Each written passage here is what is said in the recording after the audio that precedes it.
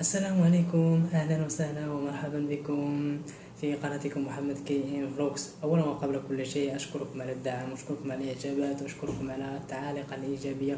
وهذه المرة أتمنى هذا الفيديو إن شاء الله يصل إلى 100 لايك، 100 إعجاب إن شاء الله، وأنا أنتظر كذلك التعاليق الإيجابية إن شاء الله، وسأرد عليه بكل سرور وبكل فرح.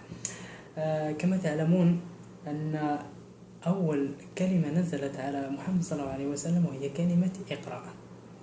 فالسؤال هو: لماذا نزلت كلمة اقرأ قبل الصلاة، قبل الصوم، قبل الحج، قبل كل الفرائض؟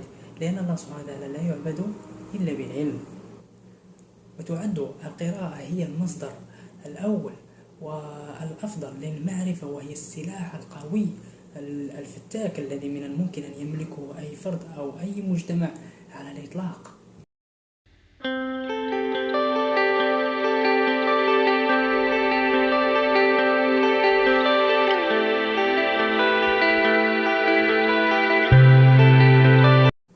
وأن القراءة تمكن الإنسان من اكتساب خبرات الآخرين التي لا يمكن اكتسابها ولو عاش آلاف السنين.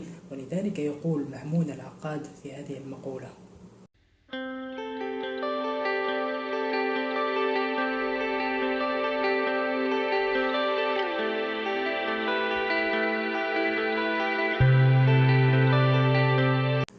فالكتاب هو الصديق الوحيد الذي لا يمكن أن يخونك ولا يمكن أن يكذب عليك. ولذلك فرسالتي إلى الجميع ليست أن تقرأ كل الكتب، ولكن أن تقرأ شيء من كل شيء، أن تعرف شيء من كل شيء.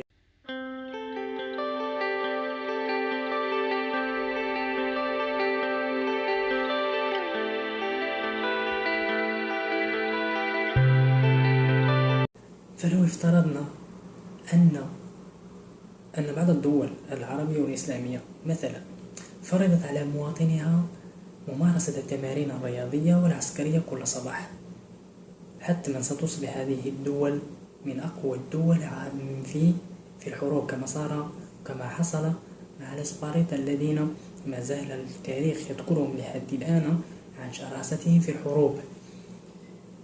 فكذلك هو الشأن، فنفس الشيء لو الدول العربية والإسلامية استثمرت ثرواتها في العلم والمعرفة ومحاربة الجهل.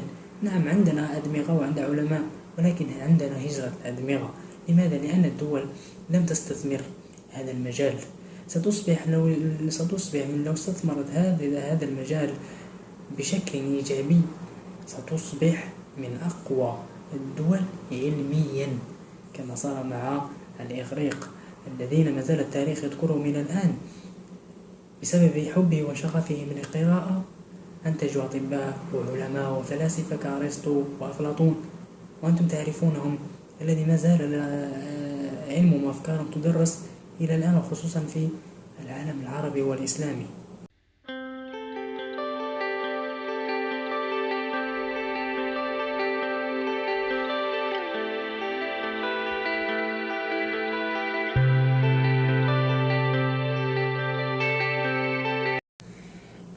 ما دام وزارة الثقافة العالم العربي والإسلامي لا تهتم في هذا المجال، فعندي فكرة ربما إيجابية تعجبكم، وأنا أنتظر تعاليقكم في أسفل الفيديو. على أي فكرتي هي، فأنا مثلا وأنت والجميع، وأعوذ بالله من قلت أنا، لأن كلمة أنا وكلمة عندي وكلمة لي هذه كلمات شيطانية. على أي هذا ليس موضوعنا. الموضوع هو مثلا هناك فقير ونحن فقراء إلى الله سبحانه وتعالى، لا يستطيع شراء ولو كتاب واحد للاطلاع عليه، أليس كذلك؟ نعم، فلماذا لا تخصص أيها الأخ الكريم هذه الساعة التي تطلع عليها والتي تقرأها في كتابك؟